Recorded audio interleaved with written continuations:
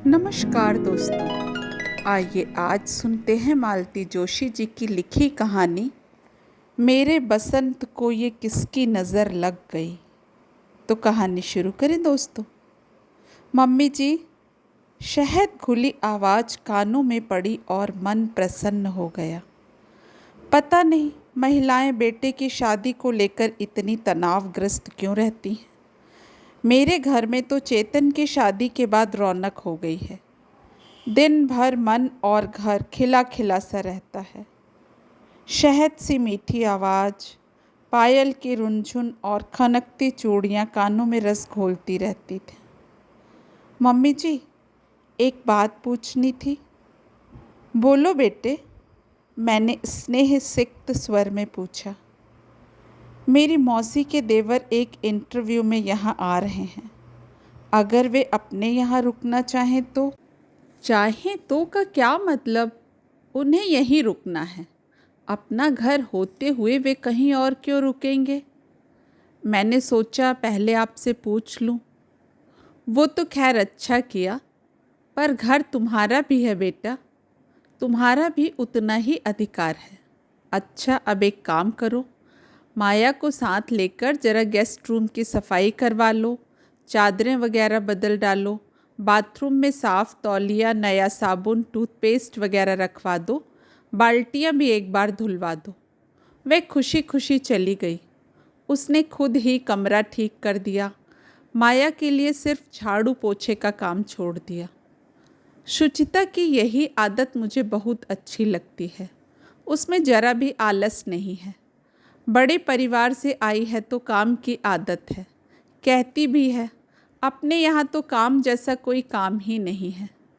नाश्ते के समय चेतन ने कहा, माँ, शुचि के कोई रिश्तेदार इंटरव्यू के लिए आ रहे हैं। मैंने कहा, नो प्रॉब्लम, बस एक बार माँ से पूछ लो।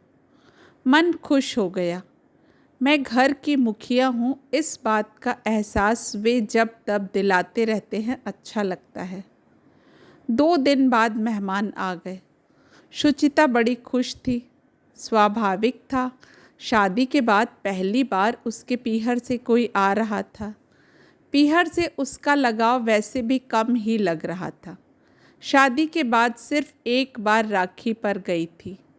मुझे कभी कभी आश्चर्य भी होता था। नई ब्याहुली का मन तो पीहर में ही रखा रहता है। चेतन कहता है, यहाँ तुम्हारा सारा लाड़ दुलार उस पर बरसता है, वहाँ 5 भाई बहनों में उसके हिस्से कितना आता होगा।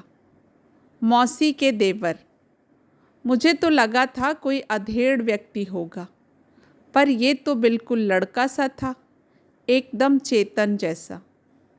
उसे आप कहने का भी मन नहीं हुआ, बल्कि उसने खुद ही कहा, आंटी आप तो मुझे मेरे नाम से श्रीकांत कहकर ही बुलाएं। बड़ा अच्छा लड़का था, एकदम मस्त मौला। 2 दिन खूब रौनक रही। इंटरव्यू के बाद ये लोग पिक्चर भी गए, होटल भी गए। वह सुचिता के लिए खूब प्यारी सी साड़ी भी लाया था। मतलब उम्र कम थी, फिर भी व्यवहार ज्ञान अच्छा था। जिस दिन उसे जाना था, चेतन ने कहा, शुचि, मैं श्री को स्टेशन छोड़ने नहीं जा पाऊँगा, एक ज़रूरी मीटिंग है। तुम चली जाना, मैं गाड़ी भेज दूँगा। शुचि स्टेशन गई हुई थी जब उसकी माँ का फ़ोन आया। बहन जी, शुचि कहाँ है? कब से फ़ोन लगा रही हूँ, उठा नहीं रही है। आपकी बहन के देवर आए हुए थे, उन्हें छोड़ने स्टेशन गई है। वहाँ प्लेटफॉर्म के शोर शराबे में उसे फ़ोन सुनाई नहीं दिया होगा। वापस आएगी तो बात करा दूँगी। बहन के देवर कौन? श्रीकांत। ओह, उन्होंने जैसे एक उसास भरी। ठीक है, मैं बाद में बात कर लूँगी, और फ़ोन रख दिया। अच्छा नहीं लगा।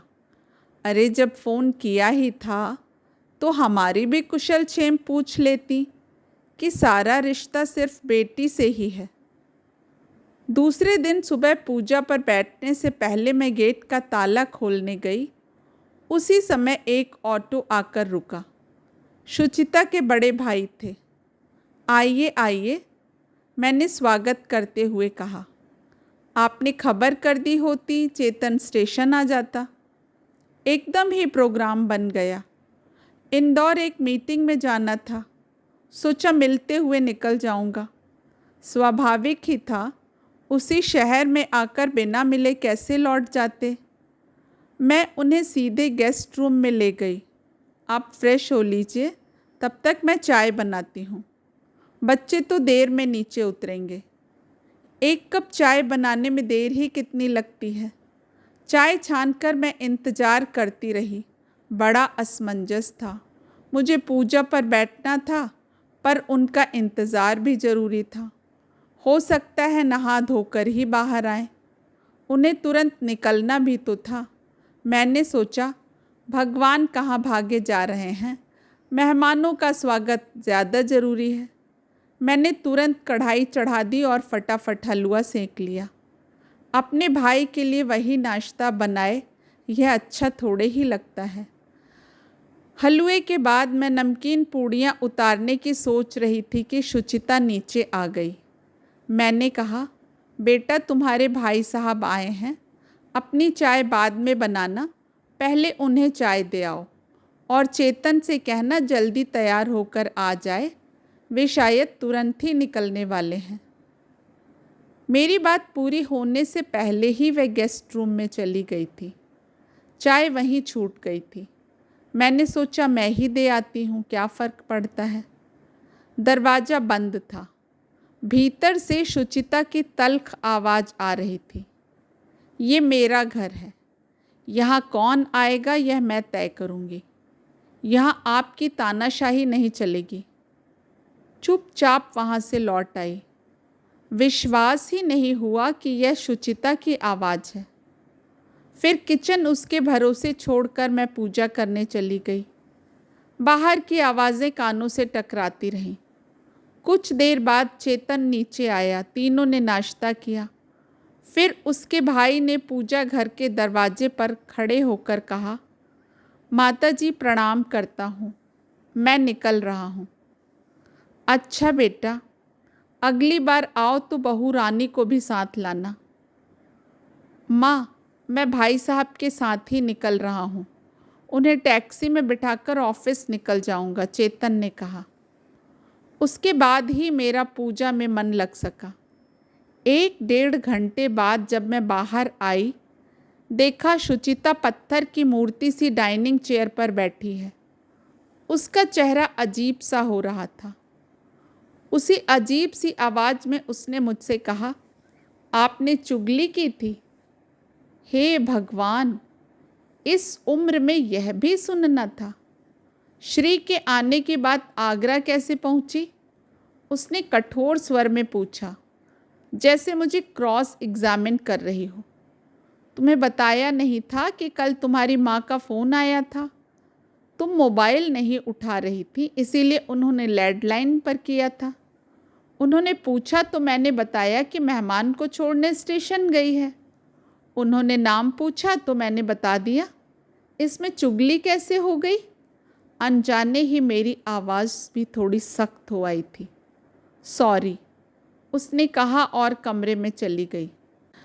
बाद में फुर्सत से बैठकर मैं इस बात के कार्य कारण भाव पर विचार करती रही। श्रीकांत का नाम सुनते ही उसकी माँ का यूँ अचानक चुप हो जाना, उसके भाई का तुरत फुरत यहाँ चले आना, शुचिता का भाई से बदतमीजी से पेश आना और अंत में मुझ पर यह चुगली का आरोप, यह सब क्या है? कौन है यह श्रीकांत? उसके यहाँ आने से ये लोग खफा क्यों हैं? मन हुआ चेतन से अकेले में बात करूं, पर शाम को रोज की तरह घूमने जाते हुए वे वैसे ही खुश नज़र आ रहे थे। उनकी खुशी में खलल डालने का मन नहीं हुआ। हो सकता है मैं ही ज़्यादा सेंसिटिव हो गई हूँ। मेरी कल्पना ज़रूरत से ज़्यादा काम कर रही है। अगले 8-10 दिन सामान्य से गुजरे। मैं वह बात मन से निकालने का भरसक प्रयास करती रही। फिर एक दिन उसने पूछा, मम्मी जी, मैं कंप्यूटर क्लास ज्वाइन कर लूँ, घर में बैठे बैठे बोर हो जाती हूँ। मना करने का कोई सवाल ही नहीं था। चेतन सचमुच बहुत बिजी रहता है और महीने में 10-11 दिन तो उसका टूर ही लगा रहता है। वह सचमुच बोर हो रही होगी। जब घर में बच्चे आ जाएंगे तो समय का पता ही नहीं चलेगा, पर इस समय तो दिन पहाड़ सा लगता होगा। फिर एक दिन उसने पूछा, मम्मी जी, मैं ड्राइविंग सीख लूँ? ये घर पर नहीं रहते हैं तो गाड़ी बेकार खड़ी रहती है। उसका कहना ठीक ही था। चेतन की अनुपस्थिति में गाड़ी सचमुच बेकार पड़ी रहती है। सुचिता को कहीं जाना भी होता है तो मैं ऑटो बुलवा देती हूँ। जवान जहान बहू को ड्राइवर के साथ अकेले भेजते डर लगता है। ड्राइविंग के लिए भी मैंने कह दिया कि या तो चेतन से सीखो या ट्रेनिंग स्कूल ज्वाइन कर लो। उसने ट्रेनिंग स्कूल को ही तरजीह दी।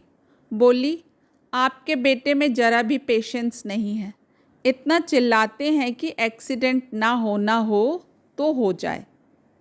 एक बार हमेशा की तरह चेतन टूर पर था। उसके दोस्त प्रवीण का फ़ोन आया। आंटी, चेतन कहाँ है? कानपुर गया है, परसों लौटेगा। भाभी तो होंगी, उनसे बात करवा दीजिए।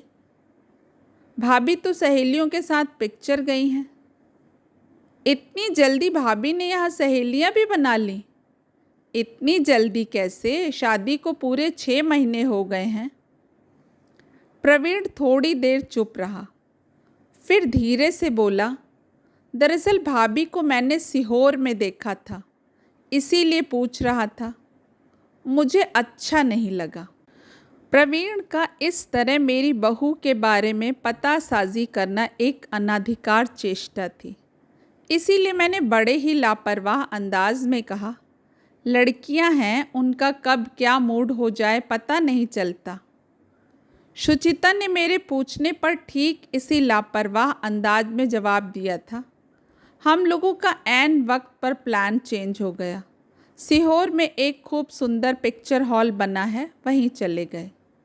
एक बार प्रवीण ने उसे पेट्रोल पंप पर भी देखा। गाड़ी अपनी थी पर चलाने वाला कोई और था। उस दिन भी मैंने उसे ज़्यादा बढ़ावा नहीं दिया। कहा, बेटा तुमने मुझसे कहा ठीक किया, पर चेतन से मत बताना। कभी कभी जरा सी बात से रिश्तों में खटाश पैदा हो जाती है। मैंने प्रवीण से तो कह दिया, पर खुद चिंता में डूब गई थी। सुचिता से जवाब तलब करने की हिम्मत नहीं हुई। चेतन से कहने की तो बिल्कुल भी नहीं। चुगली वाला घाव अभी ताज़ा था और कसक रहा था। एक दिन चेतन ड्राइवर को डांट रहा था, कितनी सिगरेट पीने लगे हो आजकल तुम, पूरी गाड़ी में स्मेल आ रही है, कम से कम स्प्रे तो ठीक से मारा करो। ड्राइवर बेचारा कसमें खाता रहा कि वह गाड़ी में कभी सिगरेट नहीं पीता, पर चेतन को विश्वास नहीं हुआ। उस समय मैं अपराध बोध से ग्रस्त हो गई थी, पर सच बोलने का साहस नहीं हुआ। अपनी सोने किसी गृहस्थी में आग लगाने का मन नहीं हुआ। चेतन जब भी टूर पर होता वह दिन भर को बाहर निकल जाती। हर बार कोई नया बहाना होता। मैं उस बहाने की सच्चाई जानते हुए भी छटपटा कर रह जाती। स्नेहमयी समझदार सास का मुखौटा मुझे अब भारी लगने लगा था। उसे उतार फेंकने की इच्छा होने लगी थी। एक दिन इसी तरह तफरी से लौट कर आई और मेरे सामने तन कर खड़ी हो गई। अपनी बड़ी बड़ी आंखें मेरे चेहरे पर गड़ा कर बोली, आपने क्या प्रवीण भैया को मेरी जासूसी के लिए तैनात किया हुआ है? मतलब आजकल हर कहीं मुझसे टकराने लगे हैं।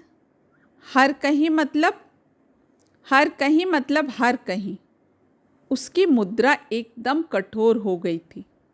ऐसे भोली क्यों बन रही हैं? वे आपको रिपोर्ट नहीं करते क्या? फिर वह मेरे सामने कुर्सी पर तनकर बैठ गई और अत्यंत कड़वे स्वर में बोली, माताश्री, आज आप सच्चाई जान ही लें तो अच्छा हो।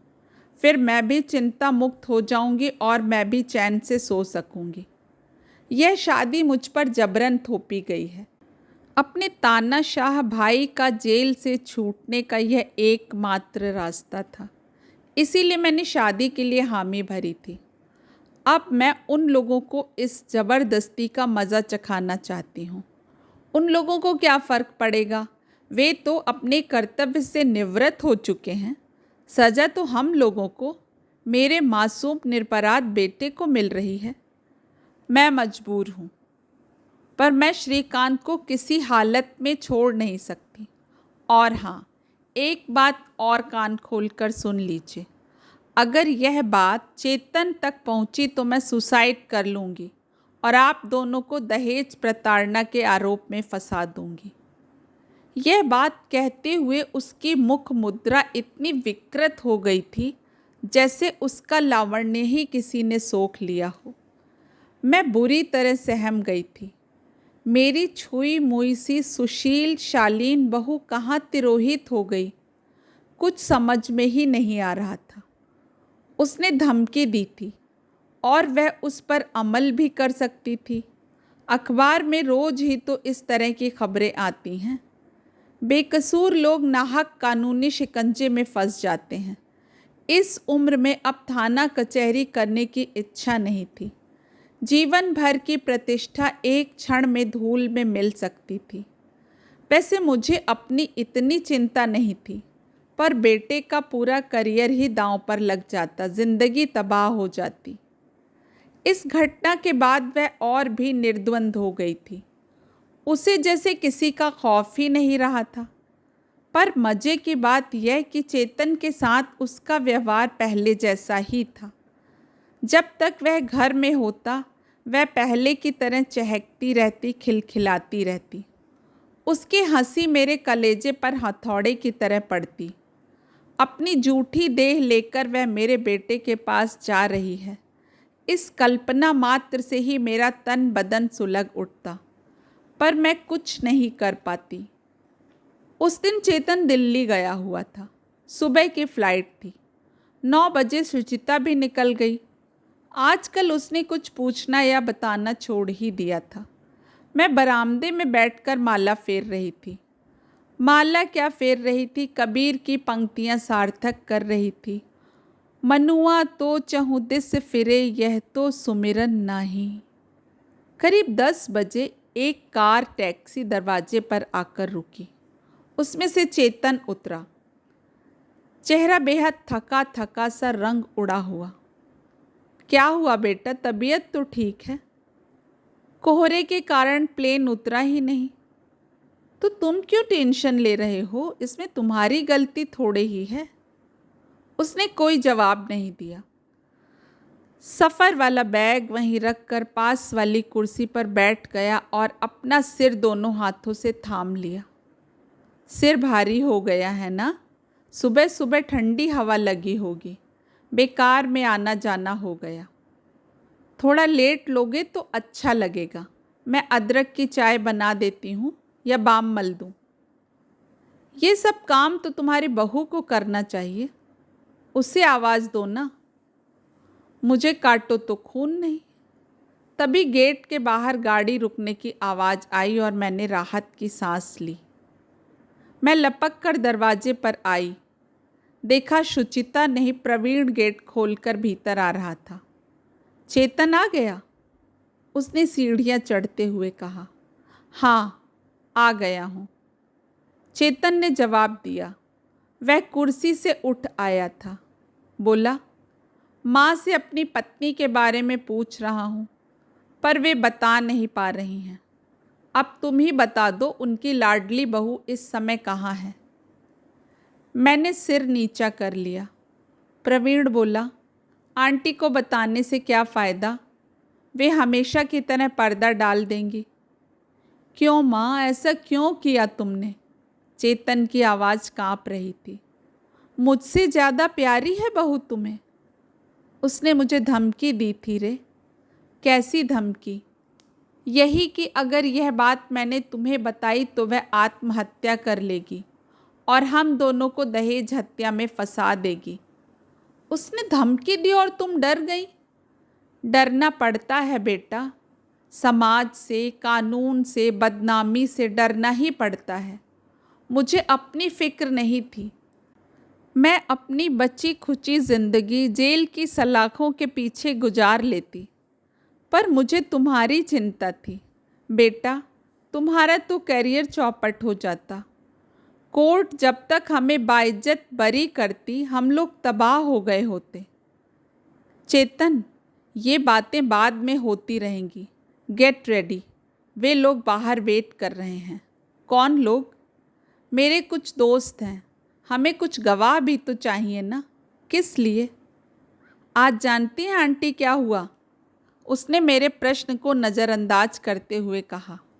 शहर के बाहर हाईवे पर एक रेनबो नामक होटल है, जानती हैं? वहाँ आज हमारी बोर्ड मीटिंग थी। गाड़ियाँ मेहमानों को लेने एयरपोर्ट गई हुई थी और मैं होटल में सारी व्यवस्था देख रहा था। सारे काम निपटाकर मैं लॉबी में बैठा मेहमानों की प्रतीक्षा कर रहा था। प्रतीक्षा जरा लंबी हो गई थी क्योंकि फ़्लाइट लेट हो रही थी। तभी मैंने भाभी को देखा। अभ्यस्त कदमों से वे काउंटर पर आईं। क्लर्क ने परिचित मुस्कान के साथ उन्हें चाबियां सौंपी और वे ऊपर चली गई। मैं समझ गया कि चेतन बाहर गया होगा, दिल्ली जाने की कह रहा था। तभी खबर आई कि कोहरे के कारण विमान आज उतरा ही नहीं, ओवरफ्लाई कर गया। मीटिंग कैंसिल हो गई। मेंबर्स के लिए कमरे रिजर्व किए हुए थे। बुकिंग कैंसिल करने के लिए मैं काउंटर पर गया। मैंने रजिस्टर पर नज़र दौड़ाई। एस श्रीकांत के नाम से एक कमरा बुक था। भले आदमी ने नाम छुपाने की भी ज़रूरत नहीं समझी, सो कॉन्फिडेंट। मैंने तुरंत चेतन को फ़ोन लगाया, जैसा कि मेरा अंदाज था। फ़्लाइट कैंसिल होने के कारण वह घर लौट रहा था। मैंने संक्षेप में उसे सब कुछ बता दिया। एक ना एक दिन उसे पता तो चलना ही था ना, सूनर द बेटर। चलो, पीछे से चेतन ने आवाज़ दी। जब तक मैं कुछ पूछती वे दोनों सीढ़ियाँ उतर चुके थे। मैं कहना चाह रही थी कि कुछ उल्टा सीधा मत कर बैठना, पर मौका ही नहीं मिला। मैं सीढ़ियाँ उतरती तब तक वे गेट पर पहुँच चुके थे और अगले ही क्षण गाड़ी धूल उड़ाती आँखों से ओझल हो गई थी। उसके बाद जो धमाका हुआ है वह अवर्णनीय ही था। चेतन, प्रवीण और उसके कुछ वर्दीधारी साथियों ने होटल पर धावा बोला था। कमरा नंबर 402 जबरदस्ती खुलवाया गया। दोनों पहले तो सकपका गए, पर बाद में शुचिता ने बड़ी दिलेरी से काम लिया। साफ कह दिया कि शादी उसकी मर्जी के खिलाफ हुई है और अब वह तलाक चाहती है। उसकी दिलेरी से श्रीकांत की भी प्राण रक्षा हो गई। शुचिता बालिग थी और अपनी मर्जी से वहाँ पहुँची थी। प्रथम दृष्टया कोई अपराध नहीं बनता था। इसके बाद क्या हुआ, उन दोनों को कहाँ रखा गया, यह सब किसी ने मुझे नहीं बताया, ना ही मैंने पूछने की ज़रूरत समझी। वह अध्याय मेरे लिए एक तरह से समाप्त ही हो गया था। उसके घर वालों को खबर तो करनी ही थी। माँ बेटे दोनों तीर की तरह दौड़े आए। माँ जार जार रो रही थी और भाई गरज रहा था, कहाँ है वह कलमुही, मेरे सामने लाइए जरा, अभी उसकी गर्दन मरोड़ कर आपके हाथ में दे देता हूँ। मैंने कहा, भैया, हमारे लिए तो वह वैसे ही मरे के समान है, आप क्यों हत्या मोल लेते हो? वह बदमाश कहाँ है बताइए, मैं अभी उसे गोली मार दूंगा। तब तक शोर सुनकर चेतन नीचे उतर आया था। थके हुए स्वर में बोला, भाई साहब, जब तक तलाक नहीं हो जाता शुचिता मेरी जिम्मेदारी है, उसकी हिफाजत मेरा फ़र्ज है, इसलिए ये फितूर दिल से निकाल दीजिए। रही श्रीकांत की बात, तो उसने पहले ही अर्जी दे रखी है कि उसकी जान को आप लोगों से खतरा है, उसे सुरक्षा प्रदान की जाए। ऐसे धोखेबाज आदमी को भी सरकार सुरक्षा प्रदान करती है, कमाल है। आप जैसे देवता स्वरूप लोगों के साथ उसने धोखा, उसने नहीं आपने किया है हमारे साथ। इतना बड़ा झूठ आपने हमारे गले मढ़ दिया। अब मेरा अभागा बेटा जिंदगी भर इस अभिशाप को ढोता रहेगा। मेरी बात से उनका गर्जन तर्जन थम गया और थोड़ी देर बाद वे लोग लुटे पिटे से चले गए। मैंने राहत की सांस ली। प्रवीण से शायद उनका गेट पर ही सामना हो गया था, क्योंकि आते ही बोला, ये भाभी के भाई साहब थे ना, शादी में देखा था। यहाँ किस लिए आए थे? बेटी का स्यापा करने। तभी ना चेहरे इतने उतरे हुए थे। आंटी, वी आर लकी कि आज बाजी अपने हाथ में है, नहीं तो इनके तेवर दूसरे होते। हमारे लक के क्या कहने, वाह। सच कह रहा हूँ आंटी, हम लोगों को बहुत सस्ते में छुटकारा मिल गया। वी आर रियली लकी, नहीं तो ये तलाक के मुकदमे खून निचोड़ लेते हैं। उसने चेतन की पीठ पर धौल जमाते हुए कहा, चीयर अप माय बॉय, जो हुआ उसे भूल जाओ, जो नहीं हुआ उसके लिए ईश्वर को धन्यवाद दो। कुछ भी हो सकता था। प्रवीण, मुझे तो विश्वास ही नहीं होता रे कि ये वही लड़की है जिसने मेरे घर आंगन को खुशियों से भर दिया था। कभी लगा ही नहीं कि यह शादी उसकी मर्जी के खिलाफ हुई है। वे 6 महीने मेरी ज़िंदगी के सबसे सुनहरे दिन थे। वह सब नाटक था आंटी, आप लोगों का विश्वास जीतने की साजिश थी। एकदम ही बगावत पर उतर आती तो काम कैसे चलता। आप लोगों की भलमनसाहत को खूब जांच परखने के बाद ही उन्होंने अपना असली रंग दिखाया। अब क्या होगा? जो भी होगा हमारे पक्ष में ही होगा। अच्छा, अब चलता हूँ, सुबह तैयार रहना। उसने चेतन की पीठ थपथपाते हुए कहा, वकील के यहाँ जाना है। प्रवीण के जाने के बाद वहाँ कितनी देर मौन पसरा रहा। चेतन उसी तरह दोनों हाथों में सिर दिए बैठा रहा। आखिर मुझसे नहीं रहा गया। उसके सिर पर हाथ फेरते हुए मैंने कहा, अब सोचना छोड़ दो बेटा। सुना नहीं प्रवीण ने क्या कहा? हम लोगों को छुटकारा मिल गया है, वह भी आसानी से। मैंने छुटकारा कब चाहा था माँ? उसका वह कातर स्वर मेरे कलेजे को चीरता चला गया। बेटा, इतना सब होने के बाद भी? हाँ माँ, मैं उसका तिरस्कार नहीं कर पा रहा हूँ। ना मुझे उससे नफ़रत हो रही है, ना उस पर क्रोध आ रहा है, क्योंकि नाटक उसने किया था, मैंने नहीं। मैंने तो जी जान से उसे चाहा था, सच्चे मन से प्यार किया था। बाहर पतझड़ की हवा चल रही थी, साएं साएं ध्वनि कर रही थी। वैसी ही धूल भरी आंधी भीतर भी चल रही थी, मेरे घर में, मेरे अंतर में और चेतन की सूनी आँखों में। मेरे बसंत को ये किसकी नज़र लग गई? दोस्तों, आशा करती हूँ कहानी आपको पसंद आई होगी। आप अगर इस चैनल पर नए हैं तो प्लीज़ सब्सक्राइब करना मत भूलिएगा। और हाँ, कल फिर मिलेंगे एक नई प्यारी सी कहानी के साथ। आप सभी का समय शुभ हो। नमस्कार।